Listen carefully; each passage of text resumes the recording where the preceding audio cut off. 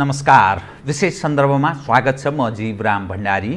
आज यहाँहरू सामुन्ने उपस्थित हुनुहुन्छ डाक्टर चन्द्रकान्त ग्यावाली। उहाँ संविधानविद हुनुहुन्छ, वरिष्ठ अधिवक्ता, प्राध्यापन पनि गर्नुहुन्छ, एउटा अब्बल दर्जाको लेखक पनि।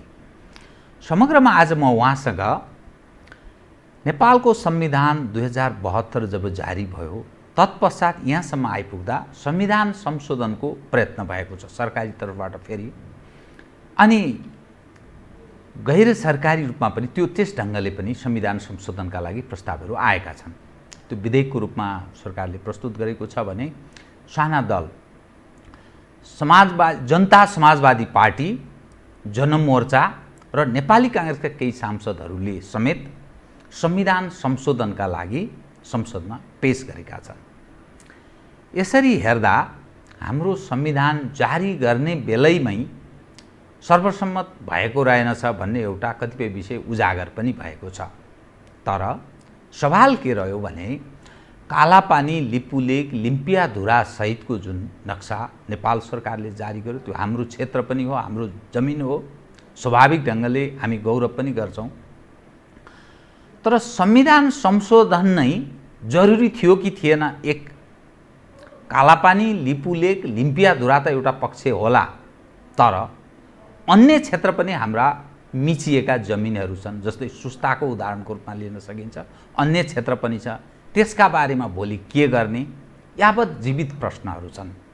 संविधानविद डाक्टर ग्यावालीसँग म आज अरू विषय पनि उठान गर्नेछु। सर्वप्रथम यही समसामयिक विषयमा केन्द्रित रहेर कुराकानी गर्नेछु। सर्वप्रथम म उहाँलाई स्वागत गर्छु। स्वागत छ यहाँलाई। हेलो, धन्यवाद छ। अब म विषयमा संविधान संशोधन सरकारी र गैर सरकारी विधेयकको रूपमा जो आएको छ, यो कार्यसूचीमा प्रवेश गरेको छैन, संसदमा यो विचाराधीन छ। संविधान संशोधन जरुरी थियो कि थिएन? किनभने हाम्रो जमिन भारतले कब्जा गरेको छ र कतिपय संवैधानिक विषयहरूमा काहीँ न काहीँ यो त्रुटिका विषयहरू पनि कतिपय विज्ञहरू उजागर गर्ने प्रयत्न गरिरहेका छन्। मैले यहीँबाट सुरु गरेँ। यससँग सम्बन्धित धेरै विषयहरू छन्, क्रमशः म उठान गर्दै जान्छु। संविधान संशोधन यही सवाललाई लिएर यति नै खेर जरुरी थियो कि थिएन? यहीँबाट सुरु गर्ने कृपया। अब पहिलो त अब संविधान संशोधन गर्नै सकिन्न भन्ने त होइन। अब संविधान एकदमै जड वस्तु पनि होइन। संविधानको विकास क्रममा जहिले पनि संशोधनबाट यसलाई पूर्णता दिँदै जाने हो। अब संविधान संशोधनै गर्न सकिन्न भन्ने प्रश्न छैन। संशोधन गर्न सकिन्छ, तर यही बेलामा संविधान संशोधन यदि होल कुरालाई ल्याउन पर्ने हो होइन भन्ने प्रश्न हो। अहम प्रश्न त्यहाँ छ। अब निशाना छापमा लागेको जुन नक्सा छ नेपालको, त्यो नक्सा संशोधन गर्न पर्ने हो होइन भन्ने पनि प्रश्न हो। अहिले तपाईँले जुन निशाना छाप जो राखियो, सांसदहरूको लोगो छ अनि नक्सामा छ। 2019 को संविधानमा त्यसरी त्यो ढङ्गले व्यवस्थापन गरिएको रहेनछ, 47 कोमा पनि रहेनछ। अहिले त्यो राख्नु जरुरी थियो कि थिएन? अनि 72 मा जसरी राखियो त्यसले फेरि अर्को पनि सङ्केत कतिपय विज्ञहरूकै विषयलाई म उठान गरेँ यहाँलाई। जुन बेला संविधान जारी भयो, यो संविधान जारी भएका बखत यो हाम्रो भूमि हो, सरहद हो भनेर त्यसरी त्यो उल्लेख पनि गरिएको रहेछ। काहीँ न काहीँ फेरि यो विषयको पनि प्रश्नको रूपमा उठेर आयो। यसलाई कसरी हेर्ने कृपया? हो, एकदमै तपाईँले जायज कुरा भन्नुभयो। 19 सालको संविधानमा पनि नेपाल नक्सा राखिएन, 47 सालको संविधानमा राखिएन, 63 मा पनि राखिएन। अब अहिले 72 मा पनि नक्सा चाहिँ कहीँ कतै राखियो छैन। नक्सा नै भनेर राखिएको होइन, तर कहाँ राखियो? निशाना छापा मात्रै राखियो। ठिक। त्यहाँ नक्साको कुरा पनि उठेको थियो। मलाई झलझल्ची सम्झना पनि छ। बाहिरबाट हामी विज्ञको रूपमा पनि सांसदहरूलाई धेरै ठाउँमा ट्रेनिङ दिँदा या बाहिरबाट ड्राफ्ट गर्दा पनि हामी त्यो नक्साको कुरा पनि आएको थियो। तपाईँहरूले त्यो विषय उठाएको थियो, हामीले उठाएको थियौँ। नक्सा चाहिँ सुगुली सन्धि भइरहेको छ। सुगुली सन्धि चाहिँ कहीँ कतै पनि भङ्ग भएको अर्थ छैन। 1950 को सन्धि पनि भङ्ग भएको अर्थ छैन। 1988-60 को जुन जङ्गबहादुर सन्धिको पनि भङ्ग भएको छैन। त्यसै कारणले त्यो स्थितिमा त यो नक्सालाई पनि राख्न सकिन्छ कि भन्ने पनि प्रश्न आएको थियो। तर धेरै मुलुकको चाहिँ संविधान पनि हेरियो। हेर्दाखेरि के भनिएको थियो भन्दाखेरि, जस्तो अमेरिकन संविधानलाई पनि हेर्दाखेरि त्यहाँ संविधान प्राप्त हुँदाखेरिको जुन क्षेत्र छ, त्यो क्षेत्र चाहिँ भौगोलिक सार्वभौमिकता भन्ने कुराहरू त्यहाँ भयो। भौगोलिक सार्वभौमिकता अन्त्य हुने गरी या कटअप हुने गरी घट्ने गरी त्यो चाहिँ संविधान संशोधन हुँदैन भन्ने त्यहाँ पनि देखियो हेर्नुहोस् होइन। त्यसपछि दक्षिण अफ्रिकाका कुराहरू आए, इन्डियाको कुरामा पनि इन्डियामा धारा 4 मा हेर्न सकिन्छ, त्यहाँ पनि भौगोलिक क्षेत्र चाहिँ घट्ने गरी संविधान संशोधन हुँदैन भनेपछि नेपालको पनि धारा 274ले सार्वभौमिकता, स्वाधीनता या जनतामा सार्वभौमसत्ता, अखण्डता, भौगोलिक अखण्डता चाहिँ संशोधन हुन सक्दैन भनिएको छ। त्यो असंशोधनीय मानिएको छ। त्यसै कारणले संविधान जारी गर्दाखेरि नक्साको कुरा चाहिँ अहिले चाहिँ राख्ने होइन, यो पछि चाहिँ जुन संविधान जारी हुँदा बखतको क्षेत्र, संविधान जारी भइसकेपछि बखतको प्राप्त भएको क्षेत्र त्यो राखिसकेपछि त यसमा काफी भइहाल्छ नि, क्षेत्रफल त्यसै आइहाल्छ, त्यसमा राख्नु पर्दैन भनेर नै त्यही सहमतिमा वास्तवमा निशाना छापमा त्यो कुरालाई पनि हतारमा त्यति ख्याल नगरिकन एउटा त्यहाँ गल्ती भएको छ। संविधान जारी गर्दाखेरि संविधान सभाले त्यसलाई डिटेल रूपमा जस्तो आयोग गठन गरियोस् भन्ने पनि थियो नि संहिताको लागि। मैले आफैले रिट पनि हालेको थिएँ, सङ्घीय आयोग गठन गरियोस्, त्यसका चाहिँ कन्डिसन के हुनसक्छ, संहिताका भ्यालुजहरू के हुन सक्छन् त्यो पनि होस् भनेर पनि हालिएको थियो। तर त्यो पनि त्यसले पनि खारेज गर्यो सर्वोच्चले, त्यसले गर्दा त्यो पनि हुन सकेन। आखिर त्यो निशाना छापमा संशोधन गर्न पर्ने अवस्था अहिले नै गर्नुपर्ने अवस्था होइन भन्ने प्रश्नमा चाहिँ त्यो जरुरी पनि होइन, अहिले जरुरी पनि थिएन, तर एउटा आधार बन्न सक्छ। आधार के भन्दाखेरि अन्तर्राष्ट्रिय कानुनमा हेर्नुहुन्छ भने सीमा रेखा भनेको अन्तर्राष्ट्रिय कानुनको मामला हो, विषय पनि हो। त्यसमा के हुन्छ भन्दाखेरि जस्तो भारतीय सरकार र नेपाल सरकारले दुईटैको सहमतिमा, राजनीतिक सहमतिबाट एउटा सार्वजनिक गर्ने राजनीतिक नक्सा चाहिँ सार्वजनिक भयो भने बल्ल त्यो सीमा रेखा कायम हुन्छ भनेपछि त्यतिखेर नक्साको कुरा पनि उठ्यो थियो। तर इन्डियन सरकारसँग र नेपाल सरकारले फेरि राजनीतिक रूपमा वार्ता गर्नुपर्ने, त्यसको केही चाहिँ सुगौली सन्धिले चाहिँ बााउन्ड्रीको लागि सीमाङ्कन गरिसकेको थियो। यहाँ हामी कहाँ के हो भन्दाखेरि बााउन्ड्रीमा सीमाङ्कनमा चाहिँ कुनै समस्या होइन, किनभने सुगौली सन्धिले नै हाम्रो नेपालको भूभाग हेर्नुहुन्छ भने त तपाईँ पश्चिममा हेर्नुहुन्छ भने एउटा कुमाऊ गढवाल, त्यसपछि कुमाऊ किङडम भन्नुहोस्, गढवाल किङडम सतलजसम्म पनि गएको थियो नि त, नेपाली सेना त्यहाँसम्म पुगेको थियौँ। पूर्वमा पनि टिस्टा के अरे उसम्म भनौँ न कालिम्पोङदेखि लिएर दार्जिलिङ सिक्किमसम्म पनि गएको थियो, तराईका भूभाग धेरै आएको थियो। 60,000 भूभाग घुमाउने गरी सुगौली सन्धिले चाहिँ रेखाङ्कन गर्यो। सीमाङ्कन धारा 5 मै हेर्न सकिन्छ, वेस्ट अफ काली भनिरहेछ। कालीभन्दा पश्चिमका भूभाग सबै हामीले गुमाएको, कालीभन्दा पूर्वको त हाम्रो धारा 5 ले पनि स्पष्ट भनेको छ। भनेपछि भूभागको क्षेत्रमा चाहिँ सुगौली सन्धि स्पष्ट छ। सुगौली सन्धि साँच्चै वैधानिकता मान्ने हो भने, सुगौली सन्धिलाई साँच्चै वैधानिकता मान्ने हो भने अहिले चाहिँ हाम्रो काली र काली नदीभन्दा पूर्वका लिम्पियाधुरा, कालापानी र लिपुलेक नेपालकै देखिन्छ। सुगौली सन्धिले एकदम स्पष्ट गरेको छ, त्यसलाई आधार मान्ने हो भने त्यो एकदम हाम्रो नेपालको पक्की भइगयो। तर एउटा सवाल नि, हजुर, महाकाली सन्धि त्यसबेला उद्गम स्थलको बारेमा किन खुट्याइएन भने एउटा प्रश्नको रूपमा, प्रश्नवाचक चिन्हको रूपमा। दोस्रो, जब यो संविधान जारी भयो, त्यो संविधान जारी हुँदाका बखत, यो संविधान जारी हुँदाका बखत प्राप्त हामीलाई यो चाहिँ हाम्रो नेपाल सरहद हो है भन्ने त्यो संविधानमा जुन ढङ्गले व्याख्या गरियो र त्यो लोगो जसरी राखियो नि, सांसदको लोगो अहिले पनि तपाईँ प्रतिनिधि सभामा, राष्ट्रिय सभामा तपाईँ देख्न सक्नुहुन्छ, त्यो काहीँ न काहीँ हाम्रो अलिकति त्रुटिपूर्ण अर्थात् फितलो उपस्थिति देखियो। यो पनि हाम्रो एउटा कमजोर पोइन्ट हो है भन्ने कतिपय मानिसहरूको यस्तो बुझाइरहेछ। यसलाई एज एउटा संविधानविदको नजरमा तपाईँ कसरी हेर्नुहुन्छ? यस्तो हो, अब तपाईँले भनेको जस्तो निशाना छाप र त्यो नक्सा राख्नै पर्ने अवस्था पनि थिएन, किनभने धारा 4 काफी थियो। संविधान जारी हुँदा बखतको क्षेत्र, संविधान जारी पछाडि प्राप्त हुने क्षेत्र भने त त्यसै काफी थियो। नक्सा राख्नुपर्ने भने संसारका कहीँ पनि संविधानमा नक्सा राखिँदैन भने यहाँ त्यसमा नक्सामा पनि छलफल चलाउनु पर्ने, गहनतम छलफल चलाउनु पनि चलाइएन, हतारमा यो राखिएको। संविधान जारी गर्न पाए भन्ने थियो र संविधान जारी गर्दाको बखतको क्षेत्र भन्दा बित्तिकै त सुगौली सन्धि त धारा 5 काफी थियो। त्यसैमा 1816 मै पूरक सन्धि पनि थियो। पूरक सन्धिले के गरेको थियो भन्दाखेरि राप्ती नदीदेखि कोशी नदी, मेची नदीसम्मका तराईका भूभाग फिर्ता भएको थियो, त्यो एउटा पूरक सन्धि थियो। 1827 को एउटा राजनीतिक रूपमा नक्सा पनि सार्वजनिक भएको थियो, लिम्पियाधुरासम्मै थियो। त्यसो 1856 पनि त अर्को नक्सा सार्वजनिक भएको थियो। 1860 मा जङ्गबहादुरले जङ्गे पिलरदेखि लिएर सबै 4 मुलुक पनि फिर्ता गरेको, जङ्गे पिलर पनि सीमाङ्कन गरिएको अवस्था थियो, जहाँ 1875मा उसमा दाङमा चाहिँ केही भूभागहरू फिर्ता पनि भएको थियो, त्यो पनि एउटा पूरक सन्धि थियो। भनेपछि यी समग्र सबै सन्धि र सम्झौता या नक्साहरूले गर्दाखेरि वेस्ट अफ कालीका भूभागहरू हामीले गुमाएको अवस्था हो।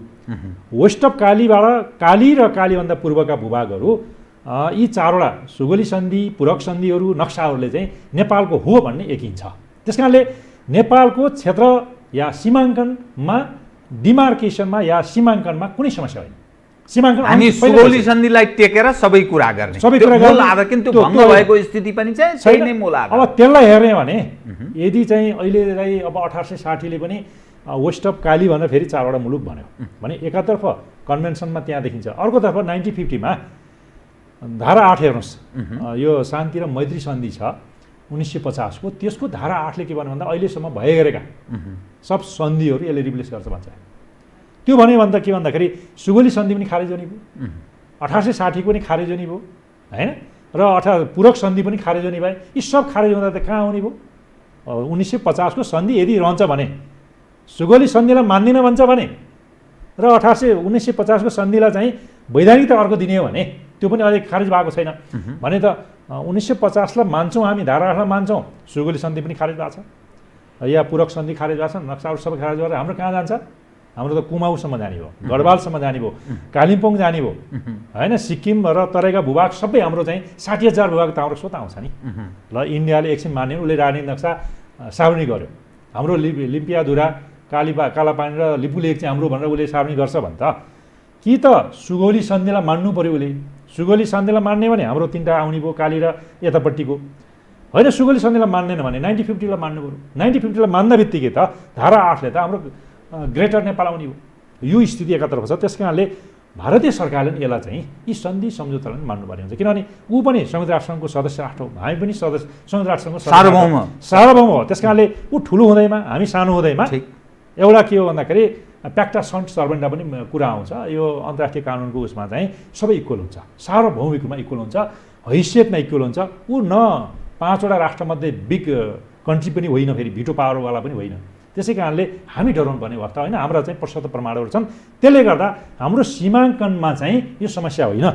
हाम्रो 1 इंच छ क्षेत्रफल, हाम्रो 1,47,181 वर्ग किलोमिटर र 310 अहिलेको त्यो चाहिँ अहिलेको सीमाङ्कन भएको 98% चाहिँ सीमाङ्कन भएको कालापानी र सुस्ताको मात्रै बाँकी रहेको छोडिएको हो। 98% त लिपुलेक र लिम्पियाधुरालाई त उसले चाहिँ तिमीहरू स्वीकारेको छ र त्यसमा चाहिँ के हो भन्दा त्यतिखेर 98% 100% नहुन सकेका कारण के भन्दाखेरि तिमीहरूको हो। तर व्यवस्थापनमा चाहिँ हाम्रो कमजोरी भएर उसले अतिक्रमित गर्यो। अतिक्रमित गरेका भूभाग यी हुन् भनेर चाहिँ मात्रै व्यवस्थापन गर्नुपर्ने ठाउँमा उसले चाहिँ जुन नाला कालापानीमा आएर राजा महेन्द्रले जुन एउटा पत्रको आधारमा दिए, नेहरूको पत्रमा भन्ने पनि आयो 1962मा, त्यो एउटा पोजिसन मात्रै भयो। पोजिसनले ओनरसिपलाई रिप्लेस गर्न सक्दैन। फेरि त्यो कानुनको आँखामा हेर्नुहोस्, संसारमै जानुहोस्, जहाँ व्याख्या गराउनुहोस्, आइसिजेमा जानुहुन्छ भने त्यो व्याख्या गर्दाखेरि ओनरसिप नै सबभन्दा पहिलो ठुलो हो। पछि चाहिँ कन्भेन्सनलाई पनि केही मान्छ या त्यहाँको भूगोलका जनसङ्ख्याले पनि के भन्छन् भनेर हेर्छ, त्यो चाहिँ एउटा तफसिलको कुरा हो। तर पहिलो प्रायोरिटी भनेको सन्धि सम्झौता हो। राजनीतिक सन्धि, राजनीतिक सम्झौता त्यो नै सबैभन्दा महत्त्वपूर्ण हुन्छ। त्यसको चाहिँ हाम्रा लिम्पियाधुरा, कालापानी र लिपुलेक चाहिँ कुनै समस्या होइन। सीमाङ्कन चाहिँ सुगोली सन्धिले र 1860 को सन्धि, 1875 र 1600 को पूरक सन्धिले गरिसकेको छ। त्यस कारणले धारा 4 काफी छ। धारा 4 यो जारी गर्दाखेरिको क्षेत्र चाहिँ हाम्रो 1,47,491 वर्ग किलोमिटर स्पष्ट साथ हाम्रो भएको छ। तर संविधानमा लेखिँदैन, प्राप्त हुने क्षेत्र, प्राप्त भएको क्षेत्र लेखियो, संविधान लेखिँदैन। त्यसै कारणले यो अवस्थामा अहिलेको निशाना छापमा गरिहाल्नुपर्छ या नक्सा नै संशोधन गर्नुपर्छ भन्ने होइन। तर हालाकि सरकारले गर्छ, आँट गर्छ भने केही होइन। यसलाई चाहिँ एउटा आधार बन्छ, यो संशोधन गर्न सकिन्छ। सरकारी विधेयकमा आएको छ। यसलाई संशोधन गर्नलाई एज ए होल जति पनि पोलिटिकल पार्टीहरू छन् त्यसलाई कन्फिडेन्समा लिएर होइन, एउटा चाहिँ सबै कन्फिडेन्स, सबै राजनीतिक दललाई कन्फिडेन्समा लिने काम भयो कि भएन भन्ने एउटा प्रश्नको रूपमा छ।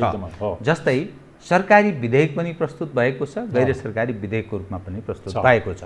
यसले हाम्रो उपस्थिति यस सवालमा नेपाली राजनीतिक दलहरू बीच एकमत छैन भन्ने इन्टरनेसनल कम्युनिटीमा गलत सन्देश गएको जस्तो लाग्दैन तपाईँलाई? किनभने किन यस सवालमा पनि हामी सर्वसम्मत हुन सकेनौँ भन्ने एउटा प्रश्नको रूपमा रह्यो। होइन, अब संविधान संशोधन गर्दाखेरि सरकारी विधेयक र गैर सरकारी विधेयक आउनै हुँदैन भन्ने प्रश्न त होइन, दुइटै आउन सक्छ। तर सवाल के हो भन्दाखेरि विषयवस्तु र कन्टेन्ट एउटै हो कि होइन, उद्देश्य एउटै हो कि होइन।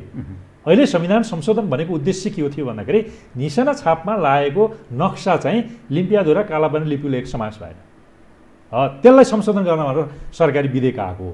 र अहिलेको नियमावली जुन प्रतिनिधि सभा 2075 को नियमावलीको नियम 101 मा पनि के भन्छ भन्दाखेरि एउटै उद्देश्य एउटै लक्ष्यमा सरकारी विधेयक आएको छ भने गैर सरकारी विधेयक चाहिँ त्यही उद्देश्यमा चाहिँ सूचीमा सूचीकृत हुँदैन, अर्थात् संसदमा चाहिँ त्यो दर्ता गरेर त्यही संसदमा अर्को संसदमा हुनसक्छ, अर्को अधिवेशन हुनसक्छ, तर यही अधिवेशनमा एउटै अधिवेशनमा हुन सक्दैन भनेर लेखियो।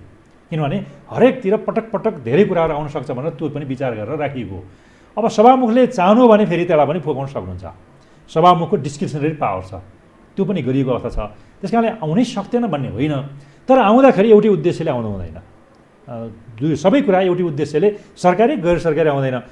यसरी एउटै उद्देश्य छ भने, एउटै लक्ष्य छ भने सरकारले नै सरकारी विधेयक ल्याउने हो र सरकारी विधेयक ल्याएको छ भने यतिखेर चाहिँ सरकारी विधेयक एज ए होल नै संशोधन गर्नुपर्ने थियो भने त हिजो मधेस केन्द्रीय दलले उठाएका आवाजहरू के थिए, या तपाईँ भनौँ न इन्डियाले चाहिँ 7 बुँदा पनि तेर्साएको थियो नि, तर त्यसलाई चाहिँ डोमेस्टिकेसन चाहिँ मधेस केन्द्रीय दलले पनि गर्नुभएको छ, मैले यसरी भन्न सक्छु।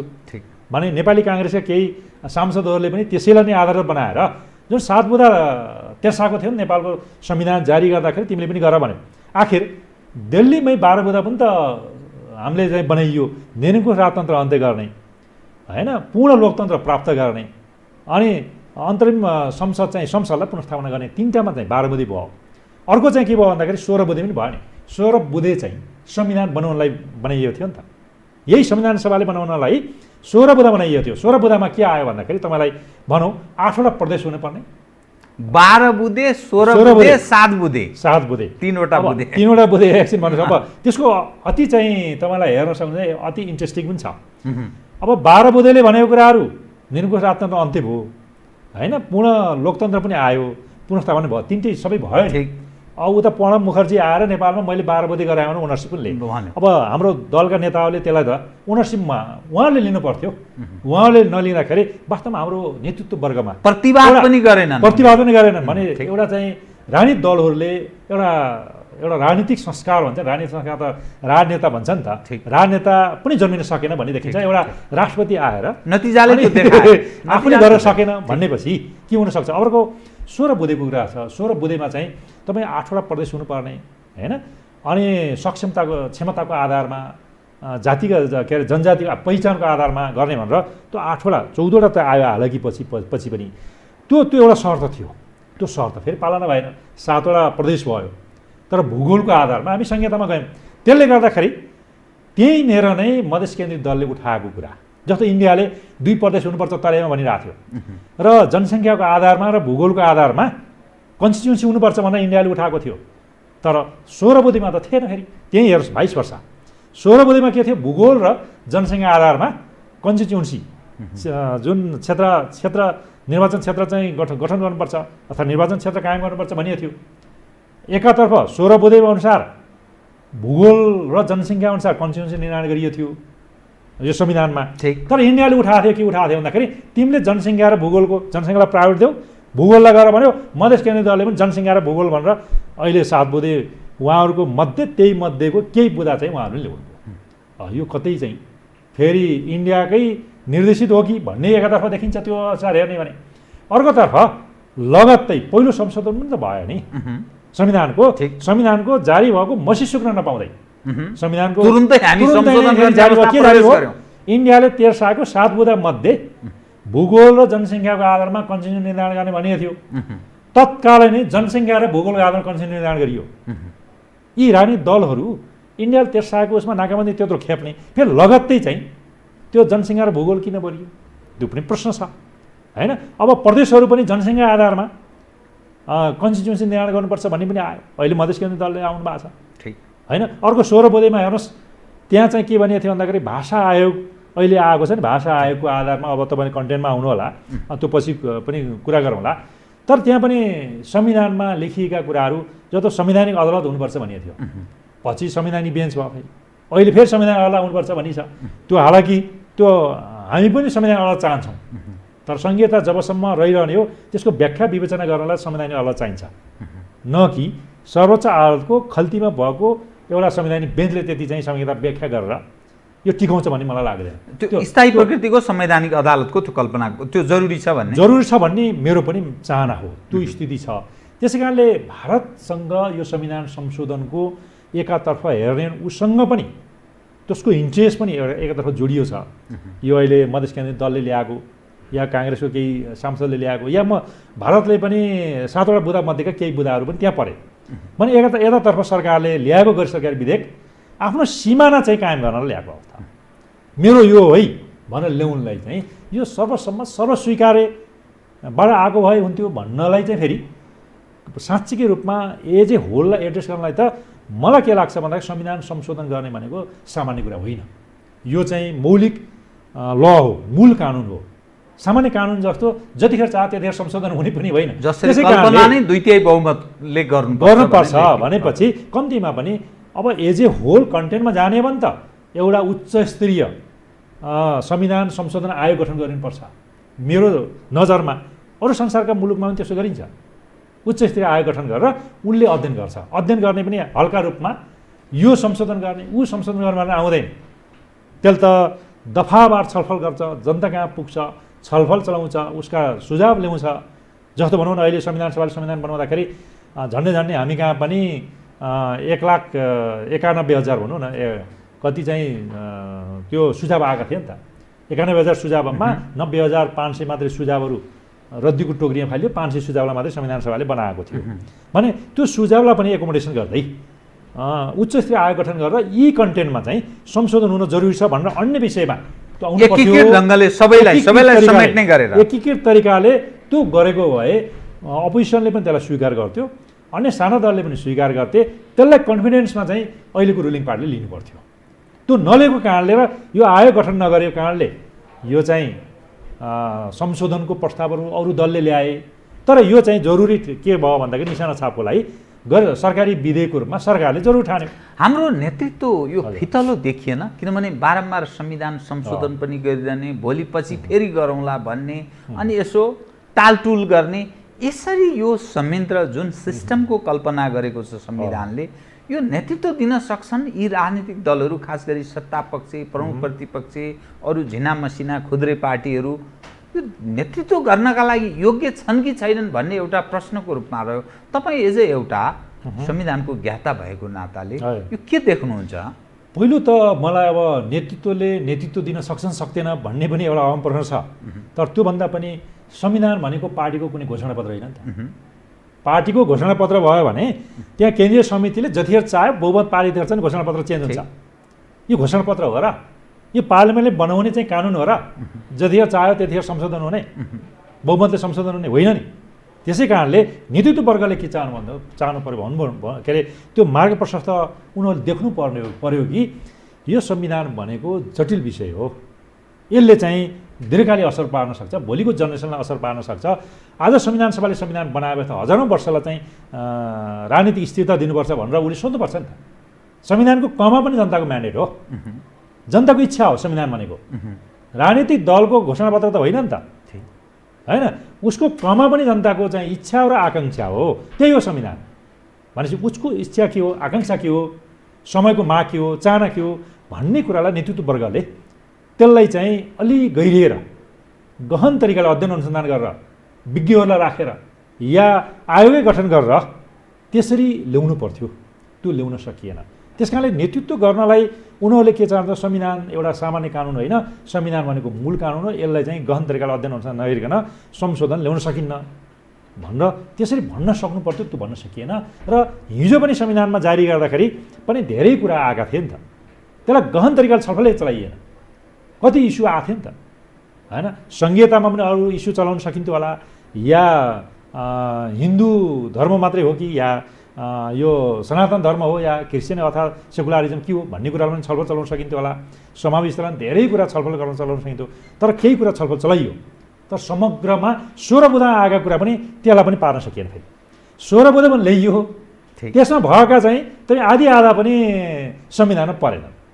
त बृहत्तर राष्ट्रिय हितलाई मध्यनजर केन्द्रमा राखेर यहाँ हुँदो रहेनछ। त्यस्तै त्यो तहमा सोच्ने जो राजनेताको जुन कल्पना गरिएको छ नि, त्यो प्रकृतिका त्यो क्षमताका मानिसहरू रहेनछन् भन्ने अर्थ लाग्यो। हो, एकदमै। त्यो संविधान जारी गर्दाखेरि जस्तो नेल्सन मण्डेलाले 7 वर्ष लगाए नि, त्यो त राजनीति संस्कार भन्ने एउटा आउँछ नि त।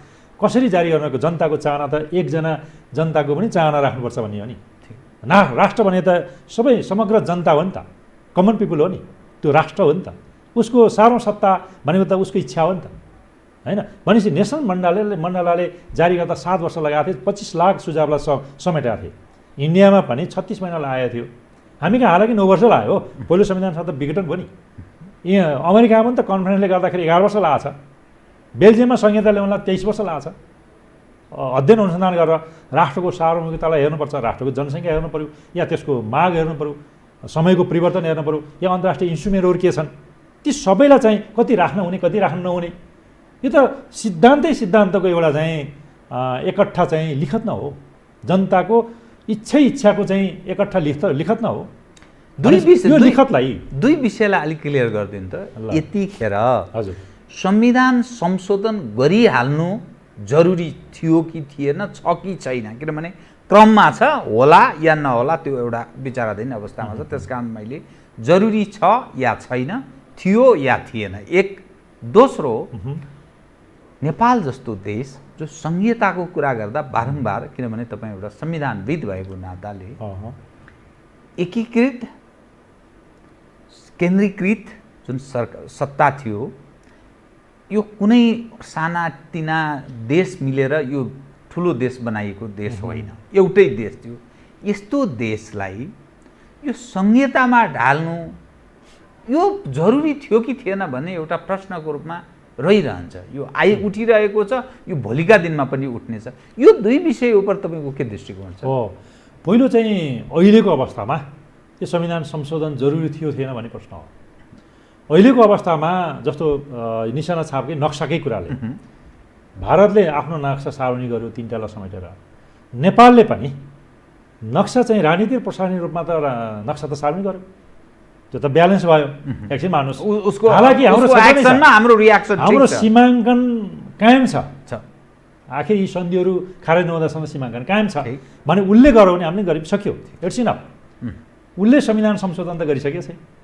उसको पनि बखतको क्षेत्र र कायम भएको क्षेत्र पाउने क्षेत्र भनेको छ। हाम्रो पनि त्यही छ, धारा 4 काफी छ भनेपछि अहिले निशाना छापमा लागेको अनुसूची 3 को नक्सालाई संशोधन गर्नु जरुरी थिएन।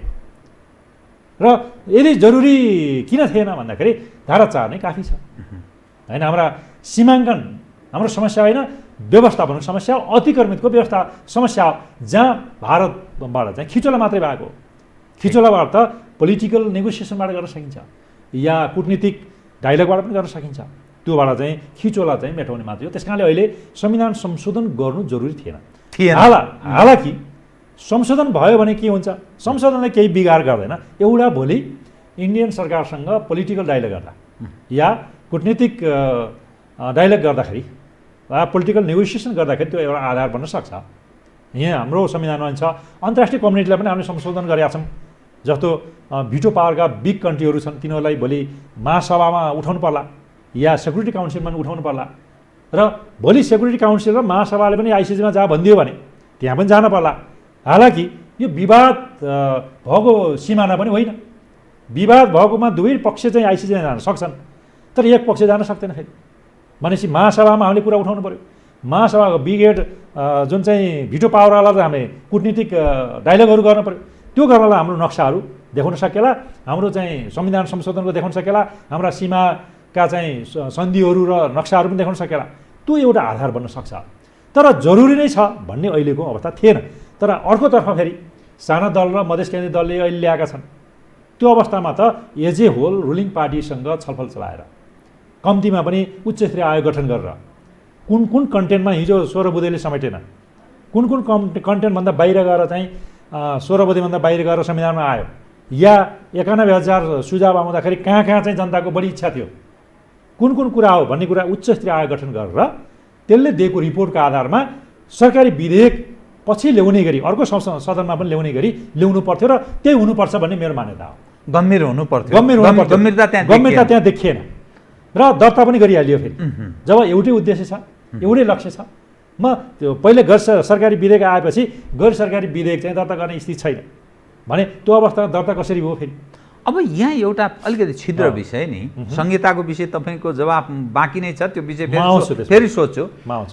त्यहाँ मधेस केन्द्रित दलहरूले संशोधन त्यो विधेयकको रूपमा जसरी गैर सरकारी विधेयक प्रस्तुत गरेका छन् त्यो कुरा बुझ्न सकिन्छ, चित्रबहादुर केसीले पनि ल्याएको कुरा बुझ्न सकिन्छ, तर काङ्ग्रेसभित्रका सांसदहरू त्यसमा पनि मधेस सेन्ट्रिक सांसदहरू किन त्यो ढङ्गले प्रस्तुत भएको हुनसक्छ? अब मलाई के लाग्छ भन्दाखेरि अझै पनि हामी नाकाबन्दी खेपिसकेका छौँ। जुन नाकाबन्दीलाई चाहिँ हामीले संविधान जारी गर्दाखेरि 7 बुँदालाई पालना गरेनौँ भन्ने नै हो। कुनै पनि संसारमा संविधान जारी गर्दाखेरि अर्को देशले हस्तक्षेप गरेकै छैन। संयुक्त राष्ट्रसङ्घका सदस्य राष्ट्र भएका जब इन्डियाले 7वटा बुँदा चाहिँ तेर्सायो, त्यो तेर्साको पहिलो संशोधनमा त आयो नि त। फेरि दुईवटा कुरा ती कुरा पनि आयो। फेरि नेपालकै अरू ठुला दलले पनि त्यसलाई माने। फेरि 7 बुँदा मध्ये 2 बुँदा त पालना भयो। तपाईँ निर्वाचन क्षेत्र निर्माण गर्दा 20 वर्ष आउनुपर्छ भनेर त्यही लेखिएको थियो, 20 वर्ष आउने भयो। र जनसङ्ख्या र भूगोल हुनुपर्छ भनेर संविधानमा भूगोल र जनसङ्ख्याको कन्स्टिट्युन्सी थियो, भूगोल अब जनसङ्ख्या र भूगोल बनाइयो, त्यो पनि संशोधन भयो।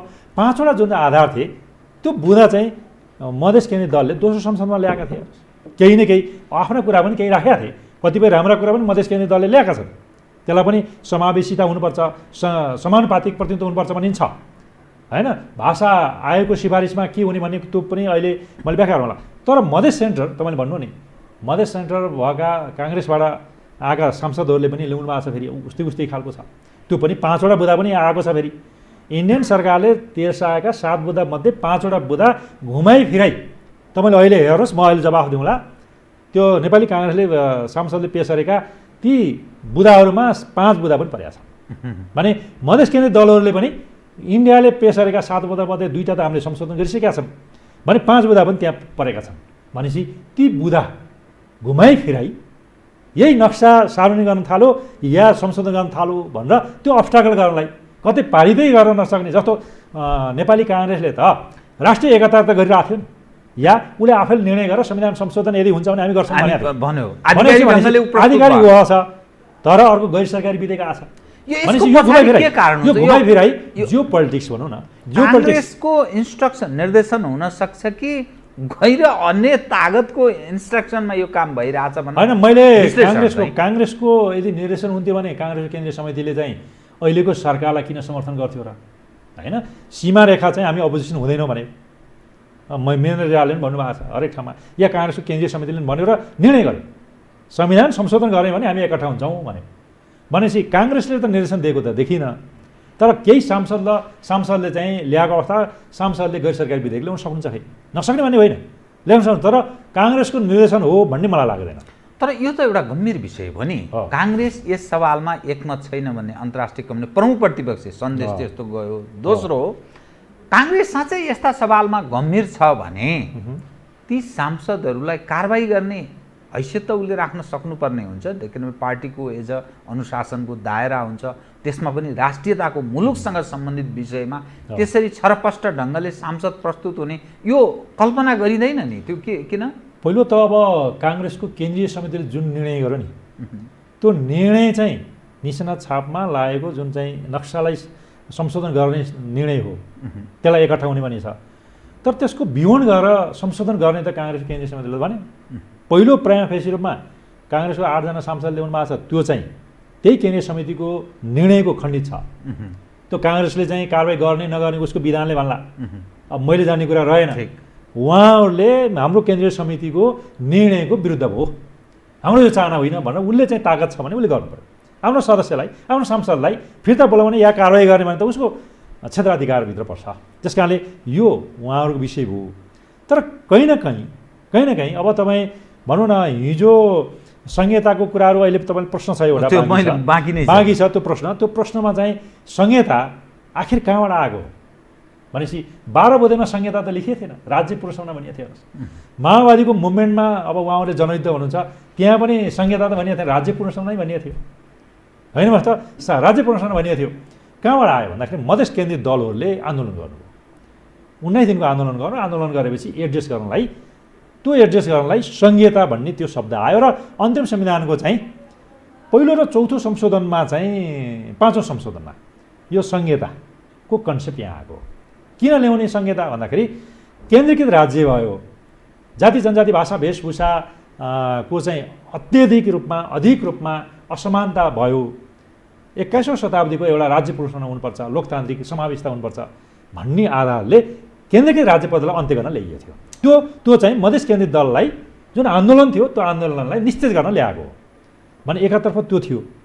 अर्कोतर्फ अहिले हेर्नुहुन्छ भने मधेस केन्द्रित दलको हिजो पहिलो दोस्रो संशोधनमा ल्याएका बुँदा हेर्नुहोस्, अहिलेको बुँदा हेर्नुहोस्, सबै बुँदा 7 बुँदामा पनि आधारित छन् र उहाँहरूका केही कुराहरू डोमेस्टिकेसन छन्, केही कुरा राम्रो पनि छन्, नराम्रो होइन, राम्रो पनि छन्। ती कुराहरू फेरि 22 वर्ष रूपमा आएको छ, संहिताको विरुद्धमा आएको छ। एउटा उदाहरण दिउँ, कृपया एउटा उदाहरण दिउँ। जस्तो उहाँले के भन्नुहुन्छ भन्दाखेरि स्थानीय र प्रादेशिकको इलेक्टोरल कलेज छ, जुन निर्वाचक मण्डल जहाँ चाहिँ राष्ट्रिय सभालाई निर्वाचन हुन्छ र त्यसैबाट चाहिँ मधेसी, दलित, जनजाति, अपाङ्गता भएका व्यक्ति, पिछडिएको क्षेत्र, महिलाको त्यहाँ समावेशी समानुपातिक प्रतिनिधित्व हुन्छ। कहाँ प्रतिनिधित्व हुन्छ? 110 मा। सङ्घीय संसदमा 165 फर्स्ट पास्ट पोस्ट सिस्टम आउँछ र समावेशीको सबै दुईवटा मोडलबाट हामीले संविधान बनाएको। एउटा मोडल हो संहिता, अर्को मोडल हो समावेशिता। संहिता चाहिँ हामी 3 तहको सरकार कल्पना गऱ्यौँ, 3 तहका संसद परिकल्पना गऱ्यौँ। अब 16 बुँदेमा सङ्घीय यो न्यायपालिका भनेको थियो, त्यहाँ एकात्मक न्यायपालिका आयो भने त्यहाँ सङ्घीयता चाहिँ पूर्णता भएन।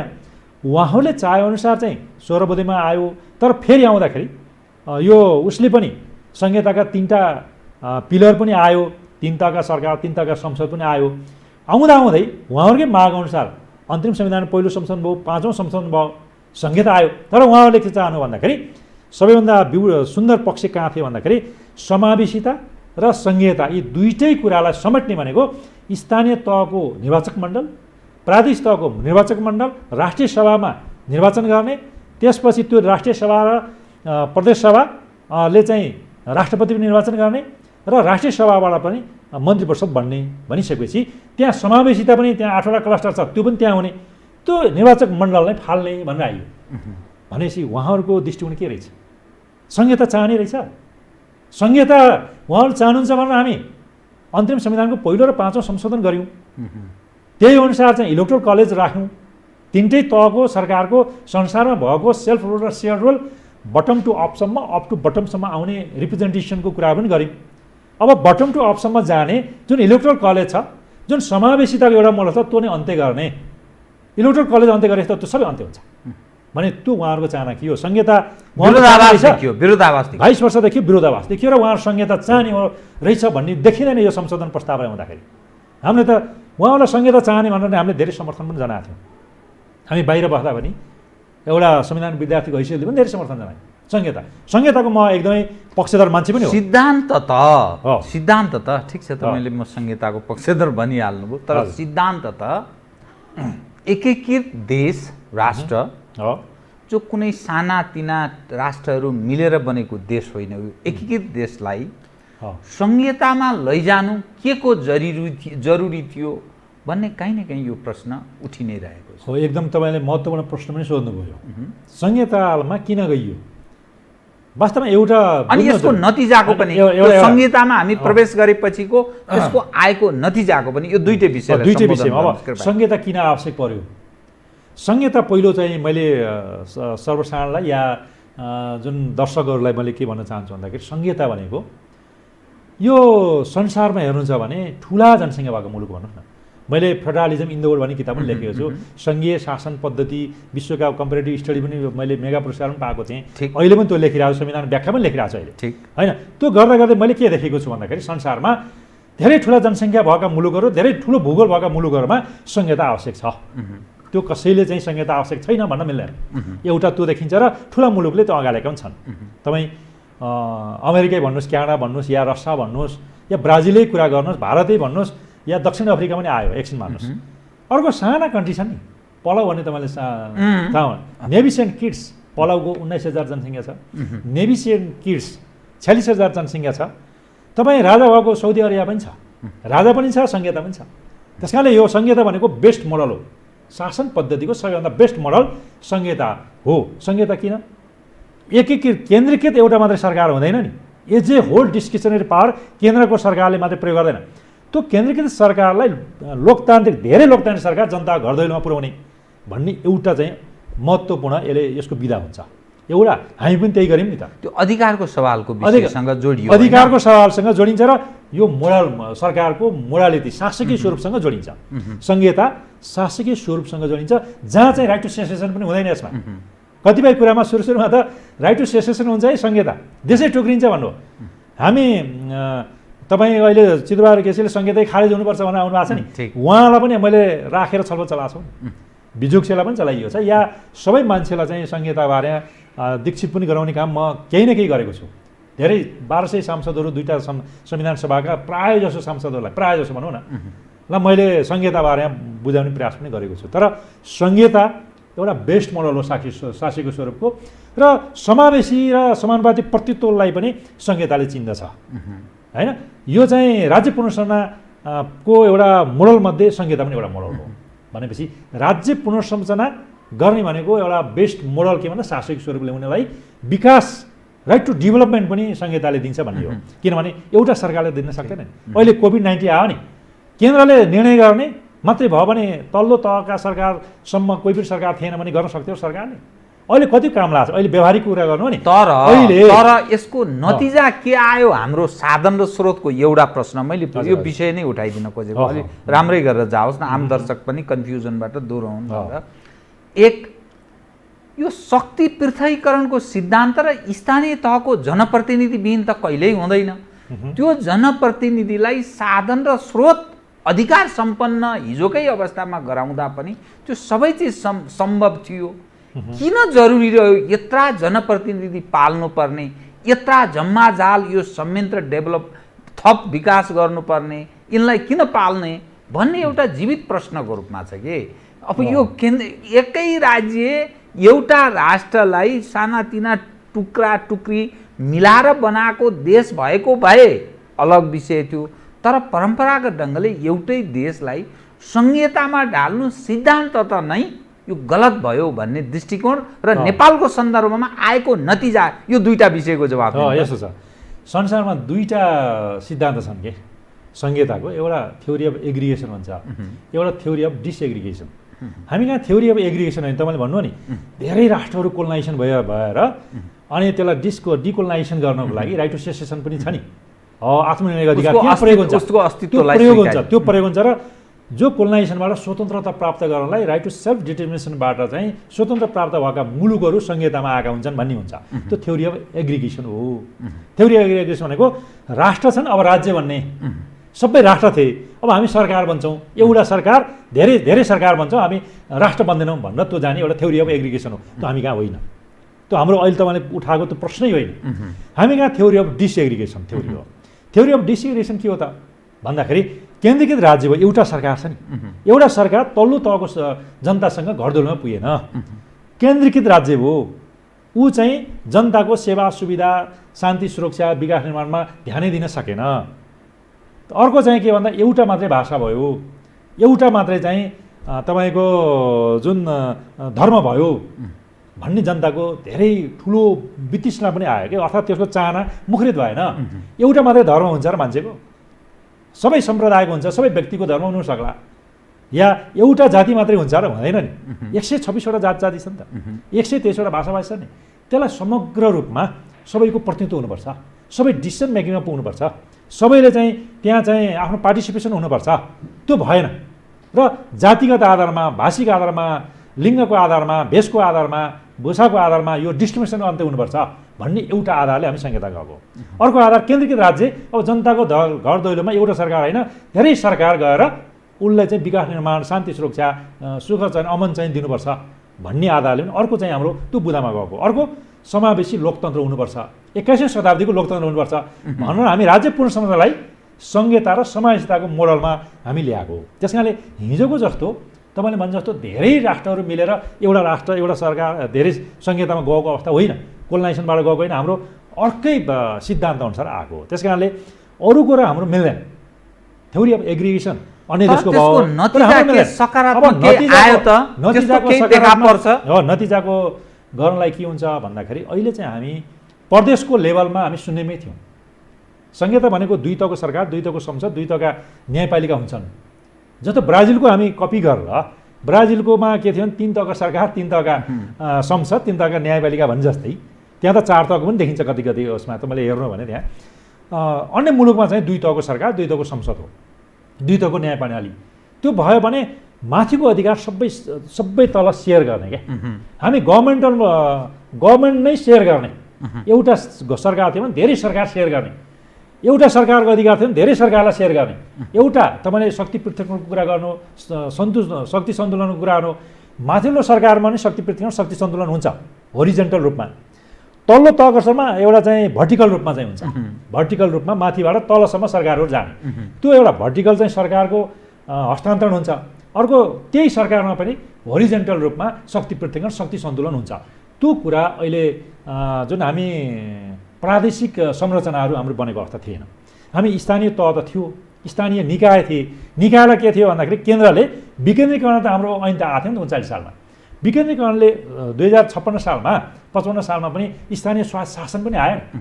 स्थानीय स्वास्थ्य शासन भयो त, आफ्नो बजेट आफै ल्यायो त, आफ्नो कार्यक्रम आफै ल्याउन सक्यो त, आफ्नो त्यो त स्वायत्तता त हुनु पर्थ्यो नि, आफ्नो इकोनोमी आफै चाहिँ आयोजन गर्यो त, गरेन। केन्द्रले जे बजेट आउँथ्यो, केन्द्रले जे दिन्थ्यो त्यही मात्रै हुन्थ्यो।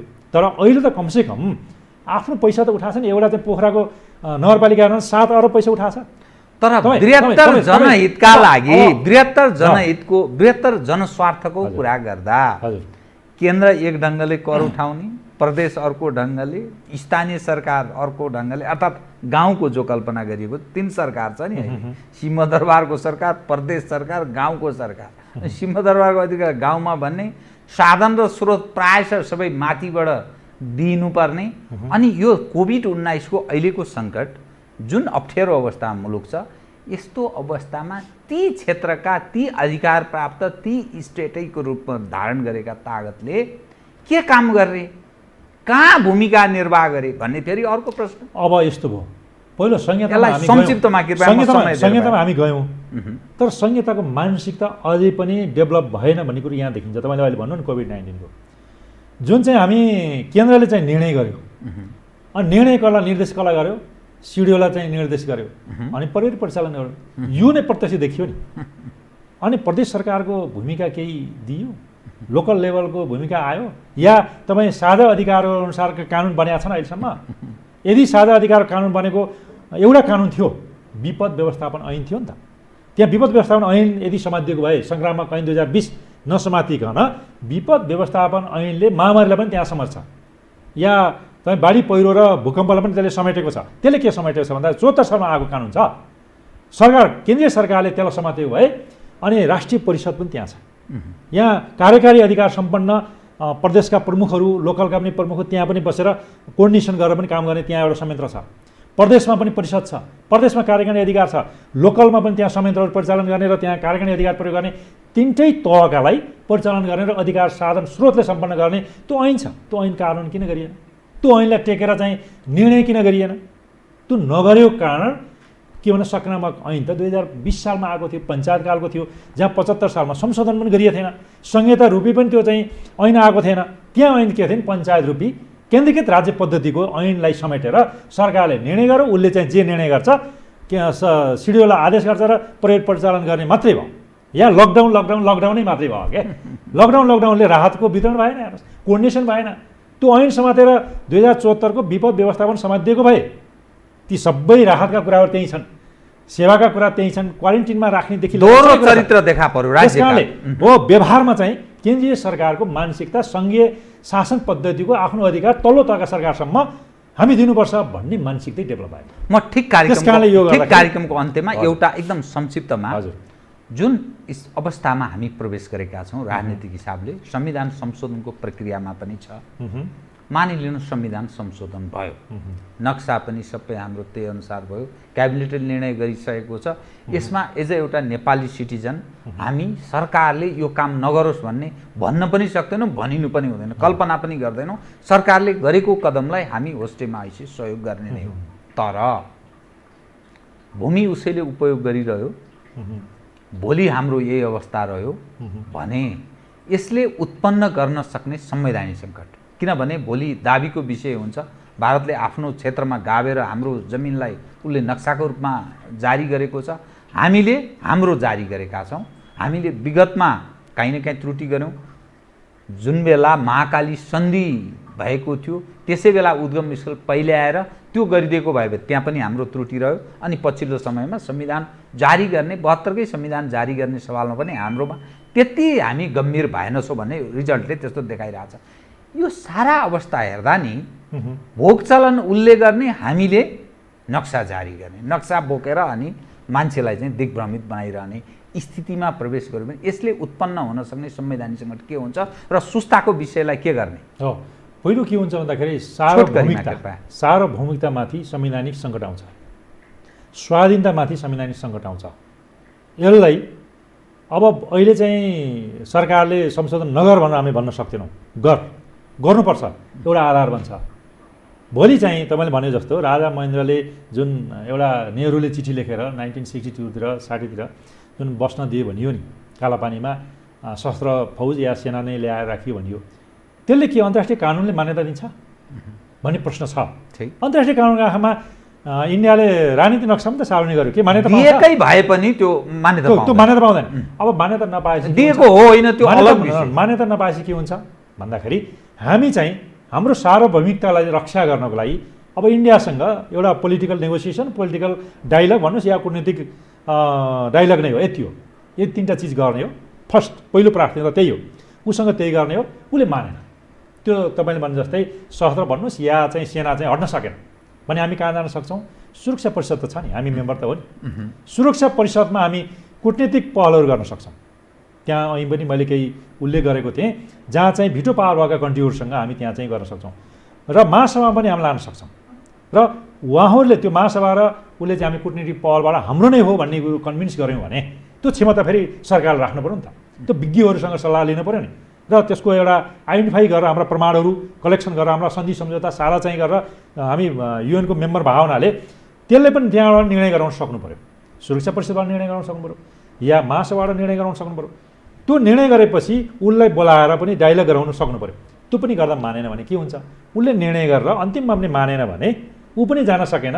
आखिर दुईटै पक्ष नगइकन आइसिजेमा त मुद्दा लाग्दैन, दुवै सहमत हुनुपर्छ, मुद्दा लाग्दैन। इन्टरनेसनल नलाग्ने भएपछि हो इन्टरनेसनल कोर्ट अफ जस्टिसमा, त्यो भएपछि दुईटै भएन भने आइसिजेमा जानलाई सुरक्षा परिषदले निर्णय गर्ने या महासभाले निर्णय गरेर आइसिजेमा जान सकिन्छ। सकेपछि आइसिजेमा यी तमाम भारत बाध्य हुन्छ। आइसिजेमा गएपछि चाहिँ ऊ आउन सकेन भने एक पक्षीय रूपमा उसले डायलग गर्न सक्छ या बोलाउन सक्छ।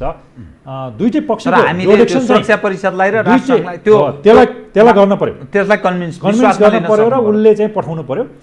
त्यो निर्णय भयो भने एक पक्षीय रूपमा हामी दर्ता गर्न सक्छौँ। बल्ल तेस्रो स्टेजमा हुन्छ। पहिलो एकैचोटि हामी आइसिजेमा जान सक्दैनौँ। धेरै मिडियामा आइसिजेमा जाने भन्ने पनि आएको छ। धेरै विज्ञहरूले त्यसो भन्नु त होइन, त्यो गलत छ। इन्डियाले जबसम्म मान्दैन, जस्तो काश्मीरको मुद्दा पनि 1947 सालदेखि छ नि, अहिलेसम्म सेटल आएन। दुई पक्ष गएको छन्। तपाईँ पनामाका मुद्दाहरू छन्, तपाईँ यही थाइल्यान्ड र बर्माको मुद्दा पनि छन्, नभएका होइनन्। 769वटा मुद्दा त अझै पनि थन्किएर बसेका छन्। त्यस कारण त्यहाँबाट धेरै चाँडै जस्टिस पाइन्छ भन्ने होइन। त्यस जस्टिस पाउनलाई त इन्डियालाई नि डाइलेक्ट गरेर यो प्रमाण हाम्रा हुन्, तिमी चाहिँ छोड भनेर कुटनीतिक पहल गरेर त्यो गर्ने बाहेक अर्को विकल्प देखिँदैन। सबल सरकार, हामीले सबल सरकारको कल्पना गर्यौँ। सबल सरकार, सक्षम सरकार र राजनीतिक संस्कार भएको र एउटा राष्ट्रप्रति डिभोटेड भएको सरकार। बडा राम्रो। सबल सरकार, सक्षम सरकार, राष्ट्रप्रति डिभोटेड भएको सरकार हामीले चाहेको सरकार। राष्ट्रियतालाई चाहिँ उसले मान्ने र आफ्नो पार्टी र व्यक्ति विशेषभन्दा कम्तीमा पनि राष्ट्रियताप्रति उसको चाहिँ त्यो सद्भाव भएको र त्यो चाहिँ डिभोटेड भएको मान्छे या सरकार हुनु पर्यो। त्यो सरकारले बल्ल उसले चाहिँ कुटनीति भनेको त आफ्नो स्वार्थ हेर्ने त हो नि। कुटनीति भनेकै स्वार्थ हो, आफ्नो स्वार्थ हेर्ने हो, आफ्नो सीमाको स्वार्थ हो, भूमिको स्वार्थ हो, देशको स्वार्थ हो। उसलाई दिने स्वार्थ त हुँदैन नि त। हामीले 1 इन्च छोड्यौँ भने त्यो स्वार्थ भएन। कुटनीतिमा हामी फेल खान्छौँ। 1 इन्च पनि हामीले दियौँ भने त्यो कुटनीतिमा हामी फेल खान्छौँ। सरकार अग्नि परीक्षामा छ, हामी हेरिरहेछौँ होइन। हस् केही विषयहरू उठान गर्न चाहन्थे, समयले यतिसम्म साथ्यो। कार्यक्रम आइदिनु भयो, बहुत धन्यवाद छ यहाँ। हस् धन्यवाद। आदरणीय दर्शकवृन्द, उहाँहरू डाक्टर चन्द्रकान्त ग्यावाली, वरिष्ठ अधिवक्ता, संविधानविद, समसामयिक विषयमा केन्द्रित रहेर गरिएको कुराकानी। लगायत मेरो सम्पूर्ण युनिटलाई कार्यक्रमबाट बिदा दिनुहोस्, तर यो टेलिभिजन हेर्दै रहनुहोला। नमस्कार।